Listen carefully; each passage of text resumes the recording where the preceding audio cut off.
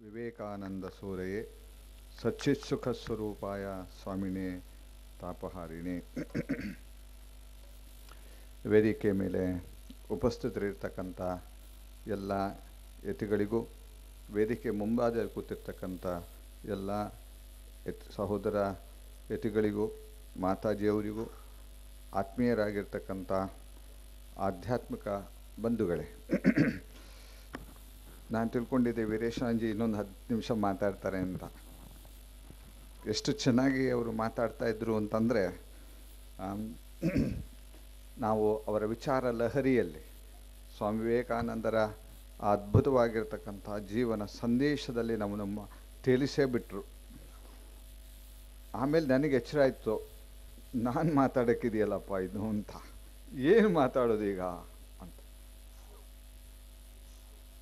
ಒಂದೊಂದು ವಾಕ್ಯದಲ್ಲೂ ಸಹ, ಸ್ವಾಮಿ ವಿವೇಕಾನಂದರ ಒಂದೊಂದು ವಾಕ್ಯದಲ್ಲೂ ಸಹ ಎಷ್ಟು ವಿಶಾಲವಾಗಿರ್ತಕ್ಕಂಥ ಆಳವಾದ ಒಂದು ಪ್ರಾಯೋಗಿಕ ಅರ್ಥ ಇದೆ ಅನ್ನೋದನ್ನು ನಾವು ಗಮನಿಸಿದ್ವಿ.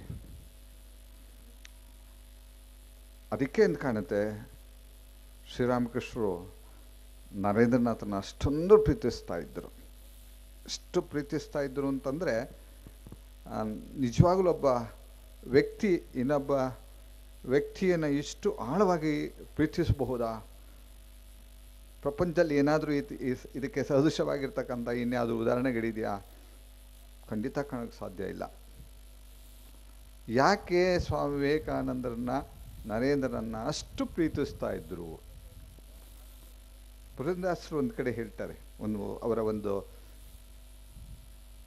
ಪದ್ಯದಲ್ಲಿದೆ, ಈ ಪರಿಯ ಸೊಬಗಾವ ದೇವರುಳು ನಾಕಾನೆ, ಗೋಪಿ ಜನಪ್ರಿಯ ಗೋಪಾಲಗಲ್ಲದೆ ಹೇಳ್ತಾ, ಪಾವನತ್ಮದಿ ನೋದಿ ಅಮರಗಂಗಾ ಜನಕ ಅಂತ ಹೀಗೆ ವಿವರಿಸಿ ಹೇಳ್ತಾರೆ. ಒಂದೊಂದು ಗುಣದಲ್ಲೂ ಸಹ ಅತ್ಯಂತ ಉತ್ಕೃಷ್ಟವಾಗಿರ್ತಕ್ಕಂಥ, ಅದೃಷ್ಟವಾಗಿರ್ತಕ್ಕಂಥ ಗುಣ ಭಗವಂತನಲ್ಲಿಗಿದೆ ಅಂತ. ಸ್ವಾಮಿ ವಿವೇಕಾನಂದರ ಜೀವನವನ್ನು ಅಭ್ಯಾಸ ಮಾಡಿದಾಗ, ಆಳವಾಗಿ ಧ್ಯಾನಸ್ಥರಾದಾಗ ಈ ಪದಗಳು ನೆನಪು ಬರುತ್ತೆ. ಶ್ರೀರಾಮಕೃಷ್ಣರು ನರೇಂದ್ರನಲ್ಲಿ ಕಂಡ ಅತ್ಯಂತ ಉನ್ನತವಾದ ಗುಣ ಯಾವುದು? ನೀವು ಲೆಕ್ಕ ಮಾಡ್ತಾ ಹೋದರೆ ಯಾವುದಿರ್ಬೋದು, ಇದಿರ್ಬೋದಾ ಅಂತ ನೋಡಿದ್ರೆ, ನನ್ನ ಅಲ್ಪಮತಿಗೆ ಅನಿಸುತ್ತೆ ಸ್ವಾಮಿ ವಿವೇಕಾನಂದದಲ್ಲಿ ಹುದುಗಿರ್ತಕ್ಕಂಥ ಅದ್ಭುತವಾದ ಆಧ್ಯಾತ್ಮಿಕ ಶಕ್ತಿ. ಅದು ಆಧ್ಯಾತ್ಮಿಕ ಶಕ್ತಿ. ಬೇರೆ ಎಲ್ಲ ಗುಣಗಳಿತ್ತು, ಆದರೆ ಅತ್ಯಂತ ಆಕರ್ಷಣೀಯವಾಗಿ ಶ್ರೀರಾಮಕೃಷ್ಣರ ಮನಸ್ಸನ್ನು ಸಮಾಧಿಯಿಂದ ಎಳೆದು ತರತಕ್ಕಂಥ ಒಂದು ವಿಶೇಷ ಶಕ್ತಿಯ ಗುಣ ಯಾವುದು ಅಂತಂದರೆ ಆಧ್ಯಾತ್ಮಿಕ, ಆ ಪವಿತ್ರವಾಗಿರ್ತಕ್ಕಂಥ ಆಧ್ಯಾತ್ಮಿಕ ಶಕ್ತಿ. ಮೊದಲನೇ ಭೇಟಿಯಲ್ಲೇ ಶ್ರೀರಾಮಕೃಷ್ಣರು ಕಂಡಿದ್ದು ಆ ಬಾಲಕ ನರೇಂದ್ರನಲ್ಲಿ ಈ ಆಧ್ಯಾತ್ಮಿಕ ಶಕ್ತಿ. ಒಂದು ಎಂಥ ಆಧ್ಯಾತ್ಮಿಕ ಶಕ್ತಿ! ಸಾಮಾನ್ಯ ಜನರಿಗೆ ನರೇಂದ್ರನ ಅರ್ಥ ಮಾಡೋಕೆ ಆಗಲೇ ಇಲ್ಲ ಅಂತೆ. ಶ್ರೀರಾಮಕೃಷ್ಣ ಹೇಳ್ತಾರೆ, ನರೇಂದ್ರ ಇಲ್ಲಿಗೆ ಬಂದಾಗ ಅವನ ಮನಸ್ಸು ಅಂತರ್ಮುಖವಾಗಿತ್ತು, ಒಳಗಡೆ ಇರ್ತಕ್ಕಂಥ ಯಾವುದೋ ಒಂದು ಅನಂತತೆಯಲ್ಲಿ ಅವನ ಮನಸ್ಸು ಅಲ್ಲಿ ಕೇಂದ್ರೀಕೃತವಾಗಿತ್ತು. ನನಗೆ ಆಶ್ಚರ್ಯ ಆಯಿತು, ಶ್ರೀರಾಮಕೃಷ್ಣ ಮಾತಿದ್ದು, ನನಗೆ ಆಶ್ಚರ್ಯ ಆಯಿತು, ಈ ಕೊಳಕು ಕಲ್ಕತ್ತಾದಲ್ಲಿ, ಆಗಲೂ ಕೊಳಕಿತ್ತು ನೋಡಿ, ಈಗ ಅದಕ್ಕಿಂತ ಜಾಸ್ತಿ ಆಗಿಬಿಟ್ಟಿದೆ, ಈ ಕೊಳಕು ಕಲ್ಕತ್ತಾದಲ್ಲಿ ಇಂಥ ಒಂದು ಅನರ್ಘ್ಯ ರಥ, ಇಂಥ ಒಬ್ಬ ವ್ಯಕ್ತಿ ಹುಟ್ಟಿ ಬಂದಿದ್ದಾನಲ್ಲ ಅಂತ ನನಗೆ ಆಶ್ಚರ್ಯ ಆಯಿತು ಅಂತ. ಶ್ರೀರಾಮಕೃಷ್ಣನ ಸೆಳೆದಿದ್ದು ಆ ನರೇಂದ್ರರ ಆಧ್ಯಾತ್ಮಿಕ ಶಕ್ತಿ. ನೀವು ಎಲ್ಲಾದರೂ ಪ್ರಪಂಚದ ಹಿಸ್ಟರಿಯಲ್ಲಿ ಒಬ್ಬ ಗುರು ಶಿಷ್ಯನನ್ನು ಜನರ ಮುಂದೆ ನೇರೆ ಶಿಷ್ಯನ ಅಲ್ಲಿ ಕೂತ್ಕೊಂಡಿರುವಾಗ ಅವನನ್ನು ಹೊಗಳಿದ್ದೆಲ್ಲರೂ ನೋಡಿದ್ದೀರಾ? ಇಲ್ಲ, ಸಾಧ್ಯವೇ ಇಲ್ಲ. ಯಾಕೆಂತಂದರೆ ಸಾಮಾನ್ಯ ಜನರಿಗೆ ಏನಾದರೂ ಹೇಳಿಬಿಟ್ರೆ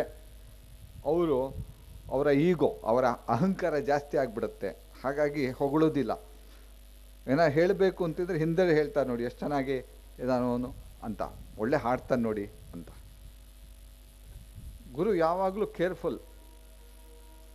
ಆದರೆ ಶ್ರೀರಾಮಕೃಷ್ಣ ಮತ್ತು ನರೇಂದ್ರರ ಆ ಒಂದು ಗುರು ಶಿಷ್ಯರ ಒಂದು ಸಂಬಂಧದಲ್ಲಿ ಇದು ಅಪ್ಲೈನೇ ಆಗೋದಿಲ್ಲ. ಸ್ವಾಮಿ ವಿವೇಕಾನಂದ ಜೀವನದಲ್ಲಿ ಬರುತ್ತೆ.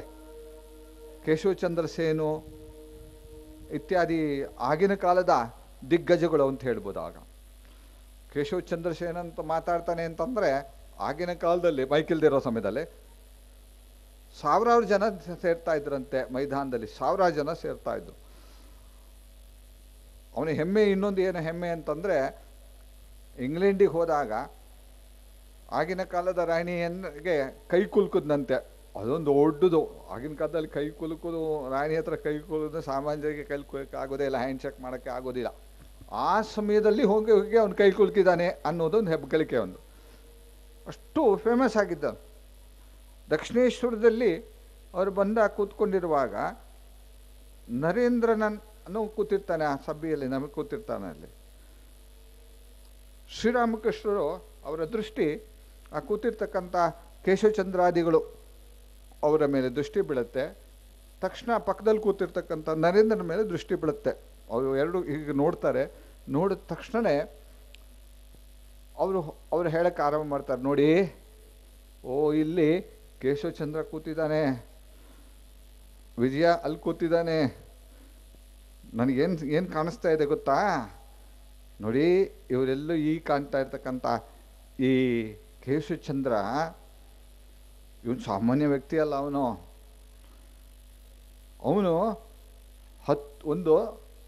10 ದಳದ ಕಮಲ ಇದ್ದ ಹಾಗೆ, ಕಮಲ 10 ದಳದ ಕಮಲ ಆಗಿದ್ದ ಹಾಗೆ. ಆದರೆ ನನ್ನ ನರೇಂದ್ರ ಕೂತಿದ್ದಾನಲ್ಲ ನೋಡಿ ಇಲ್ಲಿ, ಇವನು 1000 ದಳದ ಕಮಲ ಪೂರ್ಣವಾಗಿ ಅರಳಿರ್ತಕ್ಕಂಥ ಕಮಲ ಕಾಣಿಸ್ತಾ ಇದ್ದಾನೆ. ಇವರೆಲ್ಲ ಕೂತಿದಾರಲ್ಲ, ಇವರು ಜ್ಞಾನದ ದೀಪ ಅವರು ಬೆಳಗ್ತಾ ಇದೆ, ದೀಪ ಇವರಲ್ಲಿ. ಆದರೆ ನನ್ನ ನರೇಂದ್ರನಲ್ಲಿ ಜ್ಞಾನ ಸೂರ್ಯನೇ ಬೆಳಗ್ತಾ ಇದ್ದಾನೆ ಅಂತ. ನಾವು ನಮ್ಮಂಥ ಮನುಷ್ಯರಾಗಿದ್ದರೆ 2 ಅಡಿ ಮೇಲೆ ಹೇಳ್ತಾ ಇದ್ದೀವಿ, ಭೂಮಿಯಿಂದ ಕೂತ್ಕೊಂಡಿದ್ದೀವಿ ಅಂತ, ಅಲ್ಲದೆ ಬಿಡ್ತಾ ಇರಲಿಲ್ಲ ಅಂತ ತೋರಿಸ್ತಾ ಇತ್ತು. ನರೇಂದ್ರ ನಾವೇನು ಮಾಡ್ತಿದ್ದ ತಕ್ಷಣ ಕೇಳಿದ ತಕ್ಷಣ ಅಲ್ಲಿಂದನೇ ಎದ್ದು ಹೊಟ್ಟೋಗ್ಬಿಡ್ತಾನೆ ನರೇಂದ್ರ. ಇವರೆಲ್ಲ ಆದಮೇಲೆ ಬಂದು ಶ್ರೀರಾಮಕೃಷ್ಣರಿಗೆ ತರಾಟೆ ತಗೊತಾನೆ. ಏನು ಮಾತಾಡ್ತಾ ಇದ್ದೀರಾ ನೀವು, ಅವನು ಕೇಶವಚಂದ್ರ ಎಲ್ಲಿ, ನಾನೆಲ್ಲಿ, ಅವ್ರಿಗೆ ಹೋಲಿಸೋದು ನಾನು ಚೆನ್ನಾಗಿ ಅವರು ಶ್ರೀರಾಮಕೃಷ್ಣರಿಗೆ ಜಗಳ ಆಡೋಕ್ಕೆ ಆರಂಭ ಮಾಡ್ತಾನೆ. ಶ್ರೀರಾಮಕೃಷ್ಣ ಏನು ಹೇಳ್ತಾರೆ, ನೋಡು ಜಗನ್ಮಾತೆ ತೋರಿಸ್ಕೊಟ್ರು ಅದು ಹೇಳಿದೆ ಅಷ್ಟೇ ಅಂತ. ಜಗನ್ಮಾತೆ ತೋರಿಸ್ಕೊಟ್ರು ನಾನು ಹೇಳಿದೆ ಅಷ್ಟೆ. ವಿಶೇಷವಾಗಿ ನರೇಂದ್ರನ ಒಳಗಡೆ ಅರಳಿದ್ಯಾವುದು ಅಂತಂದರೆ ಆ ಆಧ್ಯಾತ್ಮಿಕ ಶಕ್ತಿ. ಅದೇನು ಅದ್ಭುತವಾಗಿರ್ತಕ್ಕಂಥ ವ್ಯಕ್ತಿತ್ವ ಅದು. ನಮಗದನ್ನು ಊಹಿಸೋದಕ್ಕೂ ಸಾಧ್ಯ ಇಲ್ಲ. ಯಾಕೆಂದ್ರೆ ನಮ್ಮ ಮನಸ್ಸು ಬಹಳ ಸಂಕುಚವಾಗಿರ್ತಕ್ಕಂಥದ್ದು. ಅನಂತತೆಯನ್ನು ಗ್ರಹಿಸ್ತಕ್ಕಂಥ ಶಕ್ತಿ ನಮ್ಮ ಮನಸ್ಸಿಗಿಲ್ವೇ ಇಲ್ಲ. ಹಾಗಾಗಿ ಸ್ವಾಮಿ ವಿವೇಕಾನಂದರ ಜೀವನವನ್ನು ಅರ್ಥ ಮಾಡ್ಕೊಳ್ಬೇಕಾದ್ರೆ ಸ್ವಲ್ಪ ತಪಸ್ಸು ಮಾಡಿರಬೇಕು, ಇಲ್ಲದೇ ಆಗೋದೇ ಇಲ್ಲ. ಇಲ್ಲ ಸಾಮಾನ್ಯ ಏನು ಹೇಳ್ತಾರೆ, ಸ್ವಾಮಿ ವಿವೇಕಾನಂದರು ಅಮೇರಿಕಕ್ಕೆ ಹೋದರು, ಸಿಸ್ಟರ್ಸ್ ನನ್ನ ಬ್ರದರ್ಸ್ ಅಂತ ಹೇಳಿಬಿಟ್ರು, ಇಷ್ಟೇ, ಇದರಲ್ಲೇ ಮುಗಿದು ಹೋಯ್ತು. ಇನ್ನೊಬ್ಬರು ಹೇಳಿದ್ರು ನಮಗೆ ಒಂದು ಕಡೆ, ಒಬ್ಬರು ಹೇಳಿದ್ರು, ಭಾಳ ಆಳವಾಗಿ ಅಭ್ಯಾಸ ಮಾಡಿದ್ದೀನಿ ಅಂತಲೂ ಹೇಳಿದ್ರು ಸ್ವಾಮಿ ವಿವೇಕಾನಂದರ ಬಗ್ಗೆ. ಸ್ವಾಮಿ ವಿವೇಕಾನಂದರು ಅಮೇರಿಕದಿಂದ ಬಂದರು, ಫ್ಲೈಟಲ್ಲಿ ಬಂದು ರಾಮೇಶ್ವರದಲ್ಲಿ ಇಳಿದ್ರು, ಆಮೇಲೆ ನೆಲದ ಮೇಲೆ ಹೊರಳಾಡ್ಬಿಟ್ರು ಅಂತ. ಅದು ಪವಿತ್ರ ಭೂಮಿ ಅಂತ. ಇಷ್ಟರಲ್ಲಿ ಮುಳುಗಿ ಹೋಗುತ್ತೆ.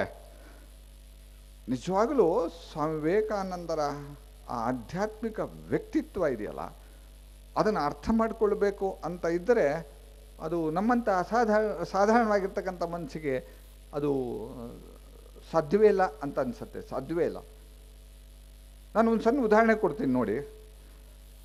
ಇದು ಶ್ರೀಮಾತೆ ಅವರ ಜೀವನದಲ್ಲೂ ಸಹ ವಿವರಿಸುವಾಗ ಇದೇ ಉದಾಹರಣೆ ನಾನು ಕೊಟ್ಟಿದ್ದೀನಿ.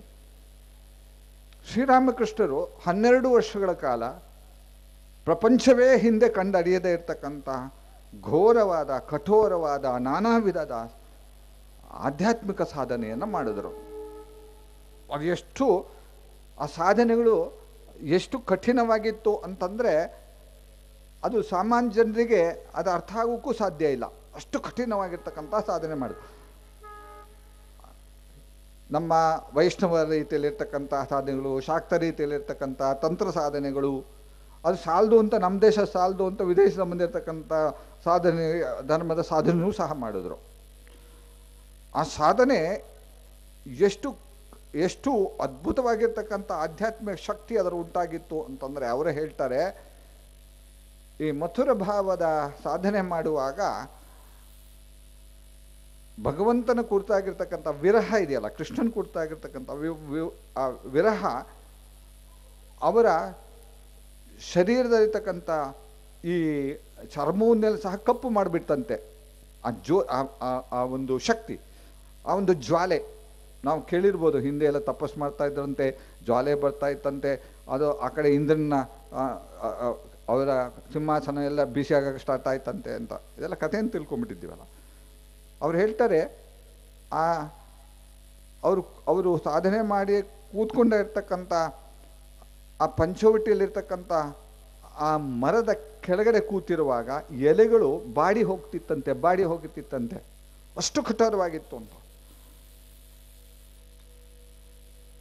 ಅದೇ ಜಾಗದಲ್ಲಿ ಅವರ ಸೋದರಳಿಯ ಶ್ರೀರಾಮಕೃಷ್ಣರನ್ನ ಸೇವೆ ಮಾಡ್ತಾ ಇರ್ತಕ್ಕಂಥ ಹೃದಯ ರಾಮ ಒಂದು ಸತಿ ಅವನಿಗೆ ವೈರಾಗ್ಯ ಬಂದುಬಿಡುತ್ತೆ. ಅವನ ಹೆಂಡತಿ ಸತ್ತೋಗ್ಬಿಡ್ತಾರೆ, ಹಾಗೆ ವೈರಾಗ್ಯ, ಸ್ಮಶಾನ ವೈರಾಗ್ಯ ಅಂತ ಹೇಳ್ತಾರೆ, ವೈರಾಗ್ಯ ಬಂದ್ಬಿಡುತ್ತೆ.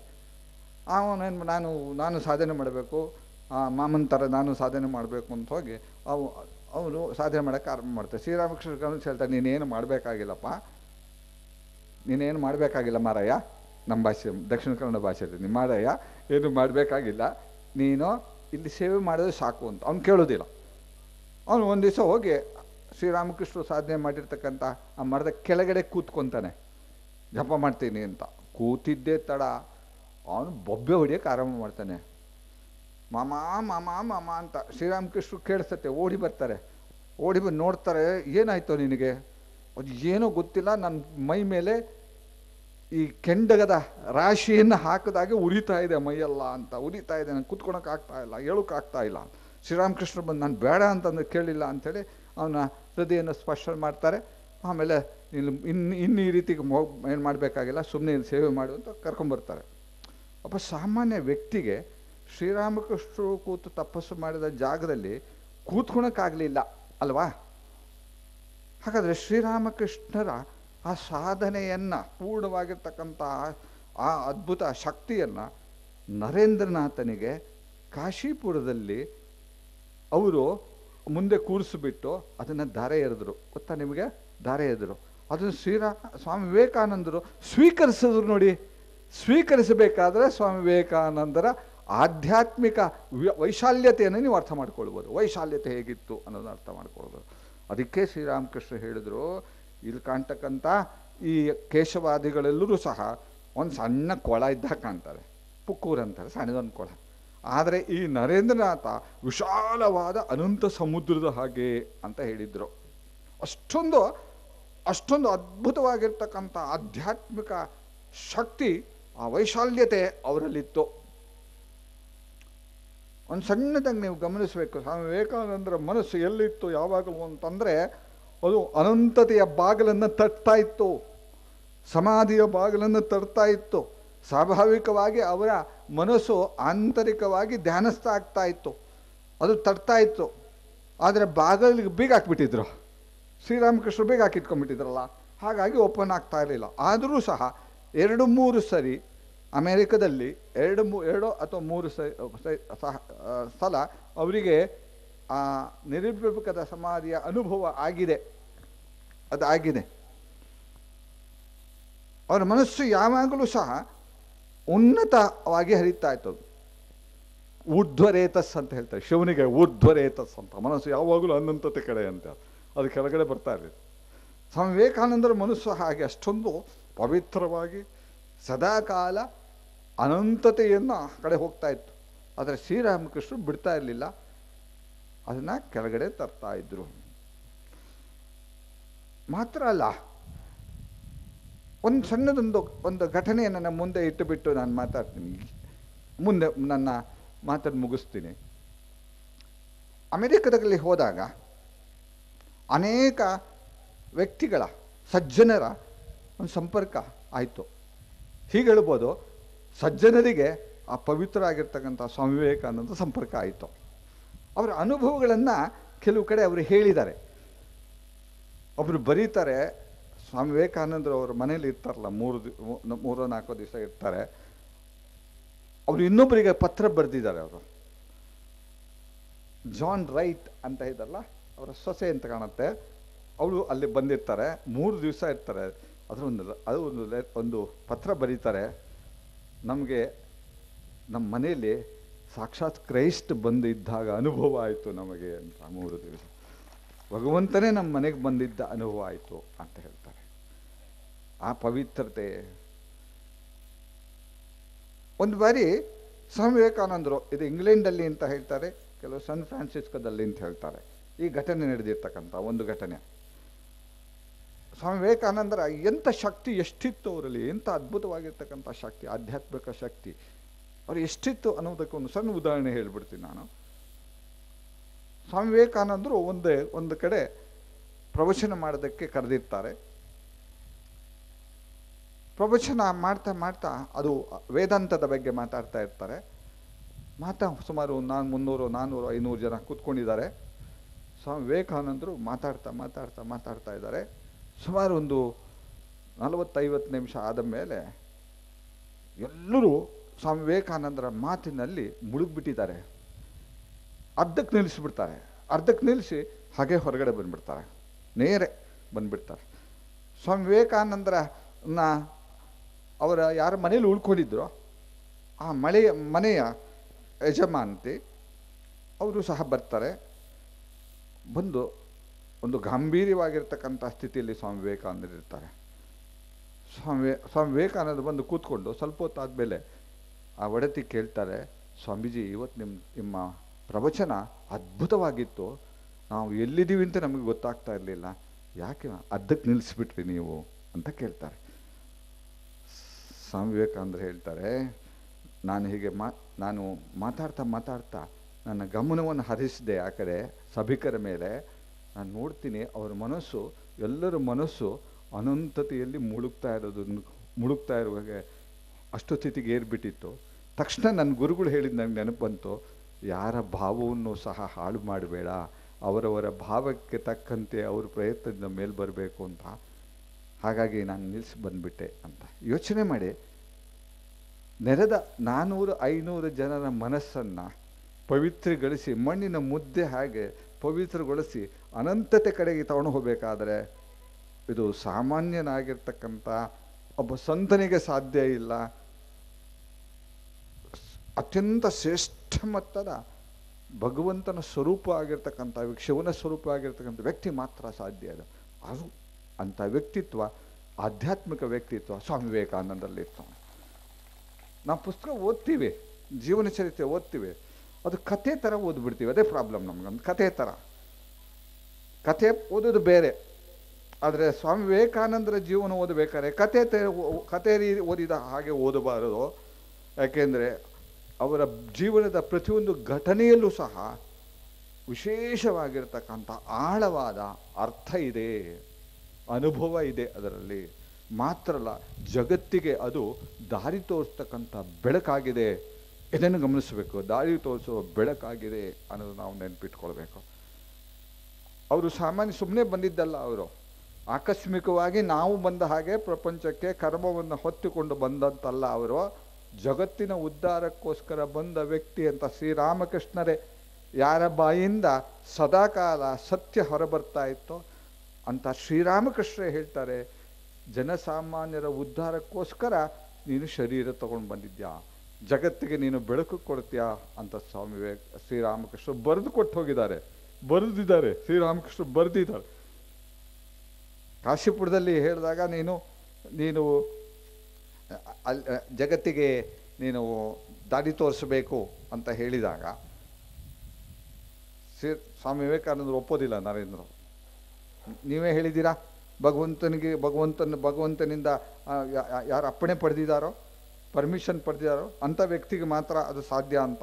ತಕ್ಷಣ ಅವರು ಒಂದು ಕಾಗದ ತೊಗೊಂಡ್ಬಿಟ್ಟು ನರೇಂದ್ರನು ಜಗತ್ತಿಗೆ ಬೋಧಿಸುತ್ತಾನೆ ಅಂತ ಬೆಂಗಾಲಿಲಿ ಬರೆದುಬಿಟ್ಟು ಒಂದು ಚಿತ್ರ ಬರೆದುಬಿಟ್ರು. ಪರ್ಮಿಷನ್ ಕೊಟ್ಟಿದ್ಯಾರು? ಭಗವಂತನೇ ಕೊಟ್ಟಾಯಿತು. ಜಗತ್ತಿಗೆ ಉದ್ಧಾರಕ್ಕೋಸ್ಕರ ನಾವು ರಂಗನಾಥನ್ ಸ್ವಾಮೀಜಿಯವರು ಹೇಳ್ತಾ ಇದ್ರು, ನಾವಿನ್ನು ಈ ಒಂದು ಹೊಸ ಯುಗದ ಆರಂಭದಲ್ಲಿದ್ದೀವಿ ಅಂತ. ಶ್ರೀರಾಮಕೃಷ್ಣ, ಶ್ರೀಮಾತೆ ಶಾರದಾದೇವಿ, ಸ್ವಾಮಿ ವಿವೇಕಾನಂದರ ಈ ಯುಗದ ಆರಂಭದಲ್ಲಿದ್ದೀವಿ. ನಾವು ಅಷ್ಟೇ ಆರಂಭದಲ್ಲಿದ್ದೀವಿ. ಆ ಶಕ್ತಿಯ ಪ್ರವಾಹ ಜಗತ್ತಿನ ಮೇಲೆ ಏನು ಪ್ರಭಾವ ಬೀರ್ತಾ ಇದೆ, ಏನು ಪರಿವರ್ತನೆ ತರ್ತಾ ಇದೆ ಅನ್ನುವುದನ್ನು ನಾವು ಇನ್ನೂ ಕಂಡಿಲ್ಲ. 100 ವರ್ಷ ಅನ್ನುವುದು, ಈ 100 ವರ್ಷ ಅನ್ನುವುದು ಈ ಜಗತ್ತಿನ ಇತಿಹಾಸದಲ್ಲಿ ಭಾಳ ಸಣ್ಣದು, ಅಲ್ಪ ಸಮಯ ಅದು. ಇದರ ಪರಿಣಾಮ ಎಷ್ಟು ಮಟ್ಟಿಗೆ ಆಗ್ತಾ ಇದೆ ಅಂತ ರಂಗನಾಥಾಂಜಿ ಅವರು ಹೇಳ್ತಾ ಇದ್ರು. ಅಮೇರಿಕದಲ್ಲಿ ನಡೆದ ಸರ್ವಧರ್ಮ ಸಮ್ಮೇಳನಕ್ಕೆ ಅನೇಕ ದೇಶಗಳಿಂದ ಪ್ರತಿನಿಧಿಗಳಾಗಿ ಹೋದರು. ಇಂಗ್ಲೆಂಡ್ನಿಂದ ಕಳಿಸ್ಲಿಲ್ಲ, ಹೋಗಲಿಲ್ಲ. ಯಾಕೆ ಅಂತಂದರೆ ಎಲ್ಲ ಧರ್ಮದವರು ಒಟ್ಟಿಗೆ ಕೂತ್ಕೊಳ್ಳೋದ, ನಾವು ಸುಪೀರಿಯರು, ನಮಗೆ ಹೈಯರ್ ಕೊಡಬೇಕು, ಅವ್ರ ಜೊತೆ ನಾವು ಕೂತ್ಕೊಳ್ಳೋದೇನು ಅಂತ ಹೇಳಿ ಕಳಿಸ್ಲೇ ಇಲ್ಲ. ಇಂಗ್ಲೆಂಡ್ನಿಂದ ಬರಲಿಲ್ಲ, ಚರ್ಚ್ ಆಫ್ ಇಂಗ್ಲೆಂಡ್ನಿಂದ ಬರಲಿಲ್ಲ ಅಲ್ಲಿಗೆ. ಇದಾಗಿ ಕೇವಲ 70, 50, 60 ವರ್ಷಗಳ ನಂತರ, 60 ವರ್ಷಗಳ ನಂತರ ರಂಗನಾಥಾಂಜಿಯವರು ಅದೇ ಚರ್ಚಿನ ಪೋಪ್, ಅಲ್ಲಿ ಪೋಪ್ ಅಂತ ಹೇಳಲ್ಲ, ಅದಕ್ಕೆ ಬೇರೆ ಏನೋ ಹೇಳ್ತಾರೆ, ಇದು ಇಂಗ್ಲೆಂಡಿನ ಚರ್ಚಿನ ಮುಖ್ಯಸ್ಥರ ಹೋದಾಗ ಅವರು ಹೇಳಿದ್ರು, ನಾನು ಪ್ರತಿ ದಿವಸ ದಿ ಗಾಸ್ಪೆಲ್ ಆಫ್ ಶ್ರೀರಾಮಕೃಷ್ಣ ಓದ್ತಾ ಇದ್ದೀನಿ ಅಂತ. ಎಷ್ಟು ಬದಲಾವಣೆ ಆಯ್ತು ನೋಡಿ. ಎಷ್ಟು ಯಾವ ಸಭೆಗೆ ಸ್ವಾಮಿ ವಿವೇಕಾನಂದರು ಪ್ರತಿನಿಧಿಯಾಗಿ ಹೋಗಿದ್ರು, ಆ ಸಭೆಯಲ್ಲಿ ಎಲ್ಲ ಧರ್ಮದ ಜೊತೆ ಒಟ್ಟಿಗೆ ಕೂತ್ಕೊಳ್ಳೋಕ್ಕೆ ನಾವು ಸಾಮಾನ್ಯ ವ್ಯಕ್ತಿಗಳಲ್ಲ ಅಂತ ಹೇಳಿದ್ರು, ನಿರಾಕರಿಸಿದ್ರು. ಅದೇ ವ್ಯಕ್ತಿ ಅದೇ ಪರಂಪರೆಯಲ್ಲಿ ಕೇವಲ 1 ಜನರೇಷನ್ 2 ಜನರೇಷನ್ ನಂತರವೇ ಅದೇ ಪರಂಪರೆಯಲ್ಲಿ ಪ್ರತಿ ದಿವಸ ಶ್ರೀರಾಮಕೃಷ್ಣ ವಚನವೇದನ್ನು ಓದ್ತೀನಿ ಅಂತ ಹೇಳಬೇಕಾದರೆ ಎಷ್ಟು ಪ್ರಭಾವ ಬೀರಿದೆ ಯೋಚನೆ ಮಾಡಿ, ಎಷ್ಟು ಬದಲಾವಣೆ ಆಗಿದೆ. ಇದು ಆರಂಭ ಮಾತ್ರ. ಇನ್ನು 100 ಅಥವಾ 200 ವರ್ಷ ಬಿಟ್ಟು ಬಂದು ನೋಡಿ, ಶ್ರೀರಾಮಕೃಷ್ಣ ವಿವೇಕಾನಂದರ ಜಗತ್ತಿನ ಉದ್ಧಾರಕ್ಕೆ ಇರ್ತಕ್ಕಂಥ ಅಮೂಲ್ಯವಾದ ಅವರ ಜೀವನ ಸಂದೇಶ ಖಂಡಿತವಾಗಿಯೂ ಸಹ ಜನರ ಮನದಲ್ಲಿ ಹೊಕ್ಕು ಸಮಾಜವನ್ನು ಪರಿವರ್ತನೆ ಮಾಡೇ ಮಾಡುತ್ತೆ. ಯಾಕೆಂದರೆ ಇದು ಅಸಾಧಾರಣವಾಗಿರ್ತಕ್ಕಂಥ ಶಕ್ತಿ. ಇದೊಂದು ಶಕ್ತಿ. ಅದಕ್ಕೆ ಶಕ್ತಿ ಸಮುದ್ರದ ಅಮುತ್ತರ ತರಂಗನು ಅಂತ ಹೇಳಿ ಸ್ವಾಮಿ ವಿವೇಕಾನಂದ. ನಾವೆಲ್ಲ ಭಾಗ್ಯವಂತರು ಅಂತ ತಿಳ್ಕೊಬೇಕು. ಯಾಕೆ ಅಂತಂದರೆ ಈ ರೀತಿಯ ಒಂದು ಸಭೆಯಲ್ಲಿ ಉತ್ತಮವಾಗಿರ್ತಕ್ಕಂಥ ಆ ಜೀವನವನ್ನು ನಾವು ನೆನಪು ಮಾಡ್ತಳ್ತಕ್ಕಂಥ ಒಂದು ಅವಕಾಶವನ್ನು ನಮಗೆ ಸಿಕ್ಕಿದೆ. ರಾಮಕೃಷ್ಣ ವಿವೇಕಾನಂದ ಅವರ ಜೀವನದಿಂದ ಆಧರಿಸಿ ಇರ್ತಕ್ಕಂಥ ಆಶ್ರಮಗಳು, ಶ್ರೀರಾಮಕೃಷ್ಣ ವಿವೇಕಾನಂದ ಬಾಪಚಾತ್ ಪರಿಷತ್ತಿನ ಈ ಒಂದು ಅದ್ಭುತವಾಗಿರ್ತಕ್ಕಂಥ ಉನ್ನತವಾದ ಧಾರವಾಡದಲ್ಲಿ ನಡೆಯತಕ್ಕಂಥ 3ನೇ ಈ ಸಭೆಯಲ್ಲಿ ನಾವೆಲ್ಲ ಭಾಗವಹಿಸ್ತೀವಿ ಅಂತ ಹೇಳುವುದೇ ನಮ್ಮ ಪುಣ್ಯ ಅಂತ ಹೇಳ್ಬೋದು. ನಾವು ಖಂಡಿತವಾಗಿ ಪುಣ್ಯದ ಕೆಲಸ ಇದು.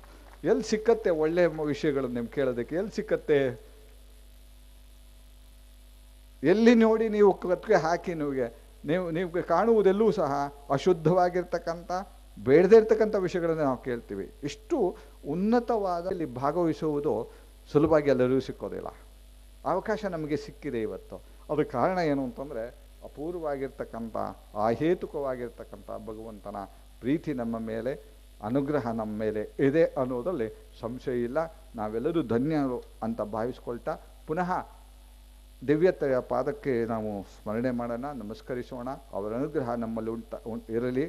ನಮ್ಮಲ್ಲಿ ಮಾತ್ರ ಅಲ್ಲ, ಜಗತ್ತಿನ ಸರ್ವರ ಮೇಲೂ ಸಹ ಅವರ ಅನುಗ್ರಹ ಇರಲಿ ಅಂತ ಪ್ರಾರ್ಥನೆ ಮಾಡ್ತಾ ನನ್ನ 2 ಮಾತನ್ನು ಮುಗಿಸ್ತೀನಿ. ಜಯ ರಾಮಕೃಷ್ಣ. ಜಯ ಸ್ವಾಮಿ ವಿವೇಕಾನಂದ.